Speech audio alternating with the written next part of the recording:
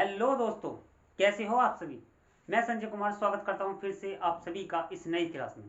दोस्तों, most important क्वेश्चनों की जो एमसीक्यू सीरीज हमने चलाई हुई है, जो बोर्ड की दृष्टि से मोस्ट इंपोर्टेंट क्वेश्चन है, आज उस सीरीज को आगे बढ़ाते हुए उसमें जो चैप्टर पिछली क्लास में हमने जो चैप्टर दूसरा शुरू करा था, बहुपद पॉलिनोमियल, उसके कुछ क्वेश्चन हमने पिछली क्लास में कर लिए थे। आज उसी चैप्टर के कुछ और अच्छे क्वेश्चन हम करने वाले हैं, तो चलते हैं बिना देरी करे अपने क्वेश्चनों की तरफ। आज का जो पहला क्वेश्चन है वो ये है, निम्नलिखित में से कौन सा ग्राफ द्विघात बहुपद का नहीं है। फिर से समझेंगे क्वेश्चन क्या है। निम्नलिखित में से कौन सा ग्राफ द्विघात बहुपद का नहीं है। देखो, द्विघात बहुपद का जो ग्राफ होता है, सबसे पहले इसके बारे में समझ लेते हैं। जो द्विघात बहुपद का जो ग्राफ होता है वो हमेशा एक परवलयाकार का होता है। परवलय मतलब यू के आकार का होता है। वो इस तरीके से भी हो सकता है या इस तरीके से भी हो सकता है, होता परवलयाकार का है बस। तो जो भी परवलयाकार का नहीं रहेगा ग्राफ, वही हमारा आंसर है। ध्यान दो, ये हमारा परवलयाकार है, मतलब यू। परवलय को भी छोड़ भाई, ध्यान रखो यू आकार, यू या तो लेटर यू इस तरीके से बना हुआ हो या इस तरीके से बना हुआ हो। तो जो भी इस तरीके का ग्राफ नहीं है वही हमारा द्विघात बहुपद का ग्राफ नहीं रहेगा। तो ये यू के आकार का बन रहा, तो ये हमारा है, ये द्विघात बहुपद का ग्राफ है, ये है। ये भी यू, इस यू को बस अपोजिट कर रखा, उल्टा कर रखा है, लिटा मतलब खड़ा कर रखा है ऐसे करके। तो ये भी हमारा परवलय ही कार बना हुआ है, यानी द्विघात बहुपद का ग्राफ है, ये भी है, ये भी है। और ध्यान दो, देखो ये क्या, ये नहीं है, ये परवलयाकार नहीं है, तो यही ऑप्शन है हमारा डी। तो इसका आंसर क्या है, इसका आंसर डी है। तो आगे बढ़ते हैं नेक्स्ट क्वेश्चन पे। उसके बाद जो है नेक्स्ट क्वेश्चन है,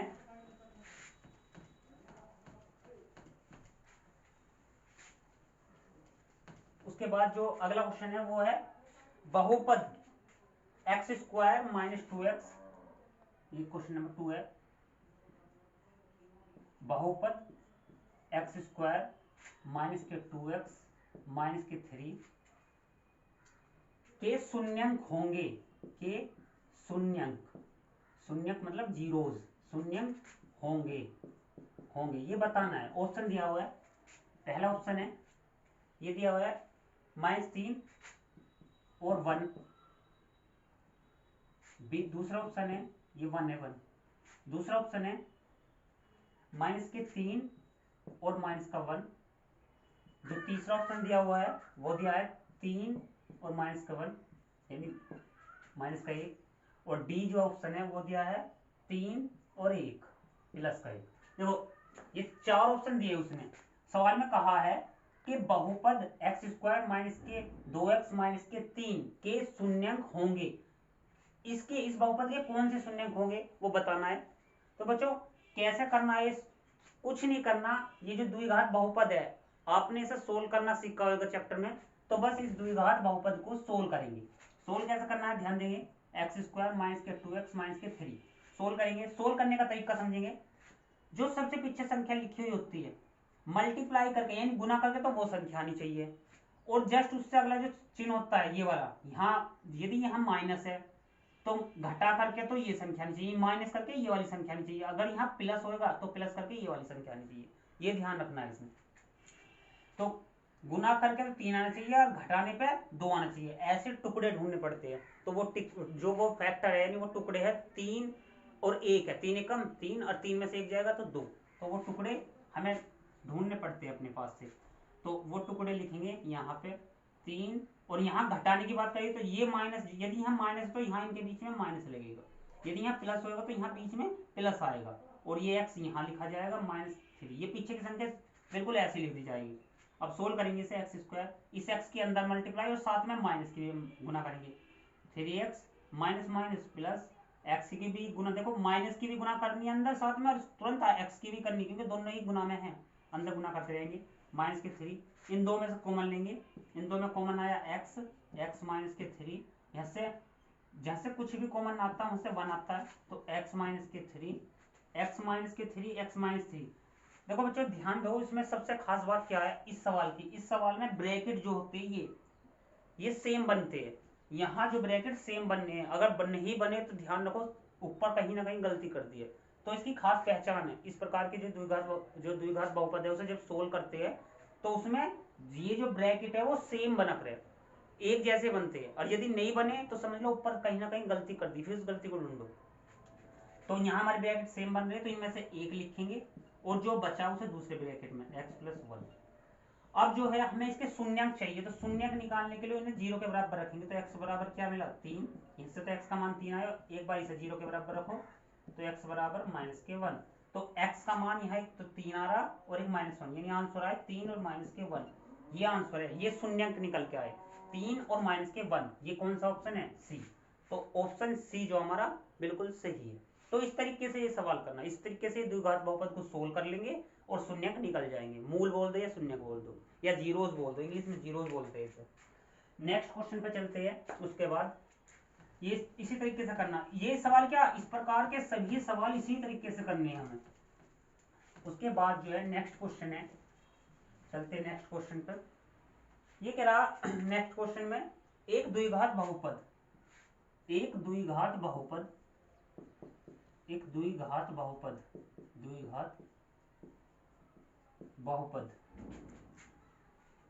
अधिक से अधिक, एक द्विघात बहुपद के अधिक से अधिक, देखो ध्यान दो, बहुत अच्छा क्वेश्चन है ये, सभी क्वेश्चन अच्छे हैं पर कुछ क्वेश्चन ऐसा होता है ना, कुछ इंपॉर्टेंट होते हैं, कुछ वेरी इंपॉर्टेंट, कुछ मोस्ट इंपॉर्टेंट, तो उस तरीके से ये अच्छा क्वेश्चन है, वेरी इंपॉर्टेंट मान सकते हैं। अधिक से अधिक, एक द्विघात बहुपद के अधिक से अधिक शून्यंक होंगे, अधिक से अधिक कितने शून्यंक होंगे, ये पूछा। क्वेश्चन को दोबारा से समझेंगे, पहले ऑप्शन लिख देता हूं जो बताता हूं। ये कह रहा है ऑप्शन है 1, दूसरा ऑप्शन में 2, तीसरे ऑप्शन में 3 और चौथे ऑप्शन में दिया 4। अब समझेंगे क्वेश्चन को क्या है।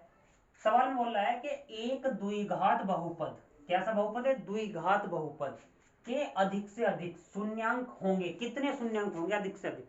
तो ध्यान दो, इस बात को समझ लो। सबसे पहले कोई भी द्विघात बहुपद मैंने इस तरीके से लिख दिया, इस तरीके से, तो याद रखना कभी भी जब द्विघात बहुपद, यहाँ जोन सभी मतलब उस घात, ये जो बहुपद जो लिखा जाता है जिस प्रकार का वहां बहुपद, उसकी डिग्री देखो, उसकी घात देखो, जो मैक्सिमम घात होती है इस बहुपद की मैक्सिमम घात कितनी है, मैक्सिमम घात 2 है।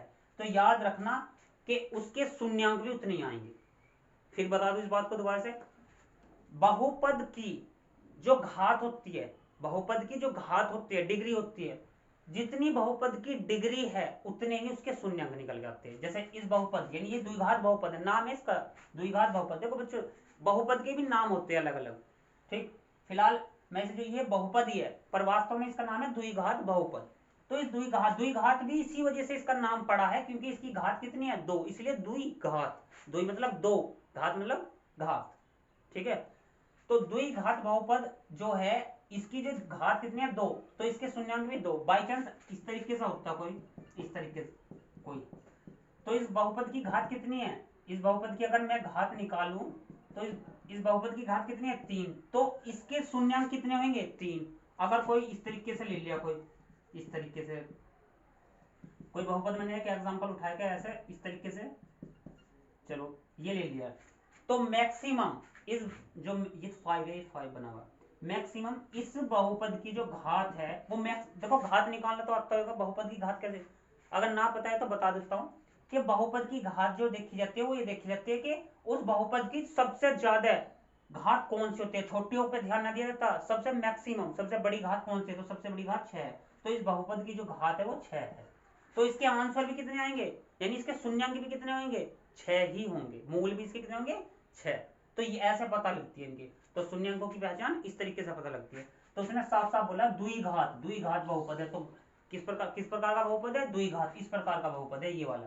तो इसके शून्यंक कितने हो जाएंगे 2, तो आंसर कौन सा है बी, ये इसका आंसर बी जो है बिल्कुल सही है। आप बिल्कुल देखो जिस तरह मैंने ये समझाया है इसी तरीके से याद रखेंगे, बहुपद की जो घात होती है उतने ही उसके शून्यंक होते हैं, ये बस याद रखो, इस बात को नोट कर लो बस, कि बहुपद की जितनी मैक्सिमम घात होते हैं तो वही उतने ही उस बहुपद के शून्यंक आते हैं, उतने ही उसके शून्यंक होते हैं। चलते हैं नेक्स्ट क्वेश्चन पे।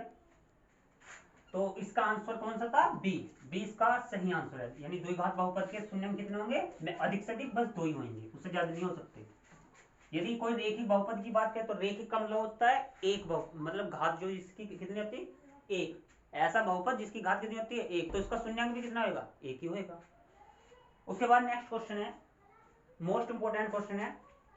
उसके बाद ये जो मोस्ट इंपोर्टेंट है, दोनों मतलब इससे अगले वाला भी जो आने वाला है वो भी अच्छा ही है, मोस्ट इंपोर्टेंट में दोनों क्वेश्चन। यदि अल्फा और बीटा, ये बोल रहा है यदि अल्फा और बीटा, अल्फा और बीटा बहुपद, अल्फा और बीटा बहुपद एक्स स्क्वायर माइनस के, ये बोल रहा है एक्स स्क्वायर माइनस पी और ब्रैकेट में एक्स प्लस 1 और माइनस के सी के शून्यांक है, के शून्यांक है, के शून्यांक है, ये बोल रहा शून्यांक है तथा अल्फा प्लस 1, अल्फा प्लस 1 और बीटा प्लस 1 बराबर 0 दिया है। ये देके चला कि अल्फा प्लस 1 और बीटा प्लस 1 बराबर 0 है, तब सी का मान बताओ, तब सी का मान क्या होगा? ऑप्शन दिए हैं, ऑप्शन है 1, दूसरा ऑप्शन है 0, तीसरा ऑप्शन दिया है माइनस का 1 और चौथा ऑप्शन है जो डी ऑप्शन है वो है 2, यानी 2। ये 4 ऑप्शन दिए। सवाल को दोबारा से समझेंगे अच्छे से, बहुत ही अच्छा सवाल है, मोस्ट इंपोर्टेंट सवाल है, कई बार आया हुआ बोर्ड का। यदि अल्फा और बीटा बहुपद एक्स स्क्वायर माइनस पी और ब्रैकेट स्टार्ट एक्स प्लस 1 और माइनस के सी, ये बहुपद दिया हुआ के शून्यांक है तथा ये चीज देके चला अल्फा प्लस 1 इंटू जो बीटा प्लस 1, ये ब्रैकेट में बंद करके इंटू में ये बराबर 0, ये देके चला हुआ है, तो तब सी का मान बताओ। देखो बच्चों, सबसे पहले हमें क्या करना है, इसमें से ये जो बहुपद दिया ना, इसमें से हमें शून्यांकों का योगफल और शून्यांकों का गुणनफल निकालना, पहला काम है। इस प्रकार के सवाल में यही काम करना है सबसे पहले। तो शून्यांकों का योगफल निकालते हैं। देखो पहले तो ये जो द्विघात ये बहुपद जो बना हुआ है, द्विघात बहुपद है, इससे पहले ए बी सी का मान निकालेंगे।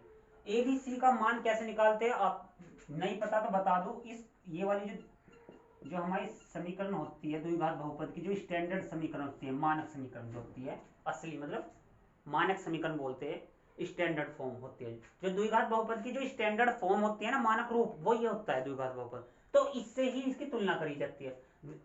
अब जब तुलना करेंगे तो उसमें विशेष ध्यान ये रखेंगे, ये इसी फॉर्म में बनी हुई होनी चाहिए। जब तुलना करी जाती है तो वो सेम इसी फॉर्म में बनी हुई होनी चाहिए। अब देखते हैं क्या ये इसी फॉर्म में बनी हुई है? नहीं, ये अलग अलग है बिल्कुल। देखिए एक्स कहीं आ रहा है, ब्रैकेट में आ रहा है, तो इस तरीके से ये अभी इस फॉर्म में नहीं है, तो पहले इस फॉर्म में बदलो इसे जब तुलना करेंगे। तो इसे उतारेंगे, मैं यहाँ करके दिखाता हूँ आपको सोल्व कैसे करनी है। एक्स स्क्वायर माइनस के पी एक्स प्लस के 1 और माइनस में सी। तो अभी ये सही रूप में नहीं है, ये जो द्विघात बहुपद जो है सही रूप में ना है, इसे थोड़ा सोल्व करो और सही रूप में बदलो इसे। तो सोल्व करके एक्स स्क्वायर, देखो ये तो सही जगह रखा, अब अंदर गुना करो, इसकी जो पी की मल्टीप्लाई करो अंदर, माइनस के पी एक्स और माइनस के पी की मल्टीप्लाई जब 1 में करेंगे तो माइनस के पी और माइनस के सी। अब थोड़ा सा सोल्व कर लो इसे बस। अब ये बन लिया है, माइनस कॉमन ले लेते हैं, पी प्लस के सी, ये बन गई। अब देखो इसे बिल्कुल ऐसी है, बेशक अचर संख्या यहाँ ऐसे कोई बात नहीं, उससे फर्क ना पड़ता। देखो एक्स स्क्वायर है, ये एक्स स्क्वायर, यहाँ गुना में एक है, जहां कुछ नहीं होता वहां एक मानते हैं। यहाँ एक्स वाला पद आया, फिर ये एक्स वाला आया, और यहाँ कौन सी संख्या है? अचर पद, यानी कांस्टेंट। जो कांस्टेंट यहाँ पे आया वहां भी तो कांस्टेंट है, सी जो कांस्टेंट होता है। तो बिल्कुल ये बन गया। अब जब तुलना करेंगे तो तुलना करने पे ए बराबर, ए का मान कितना है इससे? 1। इसी तरह बी बराबर, बी का मान कितना है? माइनस के पी, और सी का मान कितना है? सी का मान है माइनस के पी प्लस के सी, ये आया। तो यहाँ से शून्यांकों का योगफल निकालो पहले, अल्फा प्लस बीटा। फॉर्मूला होता है माइनस के बी अपॉन ए। यदि किसी बच्चे को याद ना हो तो याद कर लो इन फॉर्मूले को। माइनस के बी, देखो बी का मान कितना है? देखो ये फॉर्मूले वाला माइनस, एक ये भी माइनस, तो माइनस माइनस प्लस हो जाएगा पी, और ए का मान कितना? 1, तो 1, तो इसका मान आया पी। इसी तरह शून्यांकों का गुणनफल निकालेंगे, फॉर्मूला होता है सी अपॉन ए, और सी का मान क्या है? ये वाला माइनस के पी प्लस सी, और ए का मान कितना? ए, तो इसका जो मान आया वो आया माइनस के पी ब्रैकेट में पी प्लस सी और अपोन में 1। तो तो शून्यांकों का योगफल हमने निकाल लिया, शून्यांकों का गुणनफल वो भी हमने निकाल लिया है। अब जो है जो उसने दे के चला हमें उसमें मान रखेंगे। यहाँ पे ये जो चीज दी है ना इससे निकलेगा मान। उसने ये चीज दे के चलाया हमें अल्फा प्लस 1 और बीटा प्लस के 1 बराबर 0। बस इसे सोल्व कर लो, अल्फा की गुना इसमें करो पहले, यानी इनकी मल्टीप्लाई करनी, अल्फा इंटू बीटा आ जाएगा। इस अल्फा की 1 में भी होगी अल्फा, अब इस 1 की स्टार्ट होगी बीटा में पहले, तो बीटा आएगा, फिर 1 की 1 में होगी तो 1 आ जाएगा बराबर 0। अल्फा इंटू बीटा, इसका मान देखो निकाल रखा है ना शून्य को गुणनफल ये रहा, तो इसकी जगह ये मान रख दो माइनस के p प्लस सी। देखो 1 को अपॉन में मत रखो, कोई जरूरत ना। अब ये अल्फा प्लस बीटा है, अल्फा प्लस बीटा का भी मान निकालना है, कितना आया p ये और प्लस 1 बराबर 0। इसमें अब माइनस की मल्टीप्लाई करेंगे, माइनस के p माइनस के c प्लस p प्लस 1 बराबर 0। p से तो p कटेगा, माइनस के c प्लस 1 बराबर 0, तो c का मान कितना आएगा 1। तो c का मान कितना आया 1, तो c जो है कितना आंसर इसका, ऑप्शन कौन सा सही है a यानी 1, तो इसका आंसर आया है 1, c का मान कितना आया a। तो ठीक है, इस तरीके से ये सवाल हमें करना था, और इस प्रकार के सवाल, इस प्रकार के जितने भी क्वेश्चन है वो इसी तरीके से सोल्व करेंगे, बिल्कुल इसी तरीके से। बहुत ही अच्छा सवाल है, नोट कर लेंगे बच्चे सभी से। चलते हैं नेक्स्ट क्वेश्चन की तरफ। उसके बाद देखो बच्चे इन क्वेश्चनों को अच्छे से नोट करते रहना, रिवीजन जरूर करते रहिए इनका। उसके बाद है जो नेक्स्ट क्वेश्चन क्या था उसे देख लेंगे। नेक्स्ट क्वेश्चन है यदि अल्फा और बीटा, देखो कुछ इस प्रकार का ही सवाल है, ये भी करके बताता हूं। यदि अल्फा और बीटा, यदि अल्फा और बीटा, अल्फा और बीटा ये दो, ये बहुपद, यदि अल्फा और बीटा बहुपद एक्स स्क्वायर दिया हुआ है माइनस के प्लस 6 और ब्रैकेट में यहाँ एक्स रखा हुआ है बाद में, ब्रैकेट के बाद प्लस 2 और फिर है ब्रैकेट के अंदर है 2k माइनस के 1। अच्छा ये दिया हुआ है के शून्यांक है, के शून्यांक है, शून्यांक है, और दिया है फिर के दोबारा वही। देखो अभी जैसा फोर्थ सवाल करा ना, फोर्थ क्वेश्चन जो करा बिल्कुल ऐसा सी है कुछ, अल्फा प्लस बीटा बराबर दिया हुआ है अल्फा इंटू बीटा अपॉन में 2, ये दे के चला है। तब कह रहा है के का मान बताओ। देखो वहां सी का मान पूछा, यहाँ के का मान पूछा, सवाल लगभग ऐसे ही है सेम। फिर भी मैं करके बताता हूँ, दोबारा से समझ लेंगे। बहुपद ये दिया हुआ है और ये मतलब ये दिया है बहुपद तो, और साथ में ये भी देके चला कि ये बराबर इस तरीके से है, अल्फा प्लस शून्यांकों का योगफल बराबर है शून्यांकों के गुणनफल का आधा है। तब कह रहा के का मान बताइए। ऑप्शन दिए है, ऑप्शन क्या क्या है वो देख लेते हैं। एक तो 6 दिया है, दूसरा ऑप्शन है वो 2 दिया हुआ है, और तीसरा ऑप्शन है 14, और जो चौथा ऑप्शन है वो दिया है 7। तो सबसे पहले ये जो हमारा बहुपद है क्या वो स्टैंडर्ड फॉर्म यानी मानक रूप में लिखा हुआ है? हाँ मानक रूप है, क्योंकि यहाँ एक्स स्क्वायर आता है, फिर उसके बाद एक्स वाला पद आता है, फिर कांस्टेंट आता है अचर पद, बिल्कुल सही है। चलो ठीक है, तो तुलना करके हम सबसे पहले शून्यांकों का योगफल और शून्यांकों का गुणनफल ये निकालेंगे। सबसे पहला काम ये इस प्रकार के सवालों में। तो ए तुलना करने पे ए का मान कितना है 1, बी का मान कितना है माइनस के प्लस के 6 ये है, और सी का मान जो है वो है 2 और ब्रैकेट के अंदर 2k माइनस के 1। अब सबसे पहले शून्यांकों का योगफल निकालेंगे। अब मैं फॉर्मूला तुम्हें याद है माइनस के बी अपॉन ए, तो बार बार नहीं लिखूंगा। तो माइनस देखो एक ये है और एक फॉर्मूले वाला माइनस, तो k प्लस के 6 ये आ जाएगा इसका मान, अपॉन में देखो 1 ए का मान 1 है, तो इसलिए ये आगा मान इसका। 1 को लिखो भी मत नीचे, ऐसा कुछ नहीं होता है। 1 को नीचे जरूरत ना होती है लिखने की, कोई जरूरत ना, जब जरूरत हो जब लिख देते। तो अल्फा प्लस बीटा शून्यांकों का योगफल का मान जो निकल के आया वो आया है k प्लस 6। इसी तरह शून्यांकों का गुणनफल निकालेंगे। वो गुणनफल का जो फॉर्मूला है सी अपॉन ए, सी कितना है ये है, सी का मान क्या है ये, और अपॉन में 1। फिर मैं बता रहा हूँ कि 1 को लिखने की कोई जरूरत नहीं है अपॉन में, बस उसका मान ये आया है। तो अब जो है सोल्व करते हैं। यहाँ जो दे के चला है उसे लिखो, दिया है उसने अल्फा प्लस बीटा बराबर है alpha into beta by 2। Alpha plus beta का मान कितना निकला, अभी निकाला k प्लस के 6, ब्रैकेट में बंद रखो। अल्फा इंटू बीटा कितना निकल के आया, वो है 2 और ब्रैकेट में 2k माइनस के 1 और अपॉन में क्या रखा हुआ है यहाँ 2। जैसे रख जो मान निकाले ना देखो वहीं पे रख दो बस, इन्हें कुछ नहीं करा। जो मान अल्फा प्लस बीटा का मान कितना है, ये रख k प्लस 6 ये रखा हुआ है, इक्वल की जगह इक्वल बराबर, और अल्फा इंटू बीटा का मान कितना, ये वाला ये नहीं करा, और अपॉन में 2 है तो 2 रखने में कोई दिक्कत नहीं है, बिल्कुल सेम ऐसे रख। ये जो 2 है इसके सभी के बटे में तो इधर जाएगा मल्टीप्लाई में, 2 को यहाँ भेज दिया, k प्लस के 6 बराबर में 2k माइनस के 1। अब अंदर मल्टीप्लाई करो, 2k और 2 छक्का 12 है, इसकी भी अंदर गुना कर दो, 2 दूनी 4k और 2 एकम 2, 2k यानी k वाले एक तरफ कर लो, इन्हें इसे इधर लेके गया, इस माइनस के 2 को इधर लेके आ रहा हूँ, k वाले एक तरफ करें। जब 2k को इधर लेके जाएंगे और ये 2 पहले 2 को ले आते हैं, पहले ये इधर आएगा प्लस में, इधर 4k और माइनस के 2k, तो 12 तो 14, इधर 4 में से 2 गया 2k और ये 2 से जब 14 को भाग दिया 7, तो k का मान कितना निकल के आया 7। जो k का मान आया वो कितना आया है 7। तो आंसर हमारा क्या है डी। तो डी ऑप्शन बिल्कुल सही है इसका। तो इस प्रकार इस तरीके से ये सवाल करना था, बिल्कुल इसी तरीके से करेंगे। जब इस प्रकार के सवाल कैसे भी दिए जाएंगे, यहाँ बस वो मान बदलता रहेगा, हम भी सबसे पहला हमारा काम क्या रहेगा फिर समझ लो, सबसे पहले शून्यांकों का योगफल निकालेंगे, उसके बाद शून्यांकों का गुणनफल निकालेंगे, और वो मान निकाल के बस जो चीज देकर चलता है उसमें रख दो, तब हमारा जो भी पूछता है वो कोई सा भी वेरिएबल का मान पूछो वो निकल के आ जाता है। यही इनका तरीका है इन्हें सोल्व करने का, और कोई तरीका नहीं है। ठीक है, जिस प्रकार के मतलब हम ये जो सवाल है इन्हें सोल्व करके ऐसे ही देखते रहेंगे, मतलब पेपर में भी बार बार जल्दी से, मतलब वहां देखो बेटा यहाँ फिर भी मैं थोड़े बहुत ऐसे सवाल उठा के ला रहा हूँ, कुछ मतलब इससे इजी आएंगे, मतलब कहने का ये है मेरा, इससे हार्ड ना आने के ऑब्जेक्टिव जो क्वेश्चन होते हैं एमसीक्यू वाले, इससे हार्ड तो बिल्कुल नहीं आ सकते।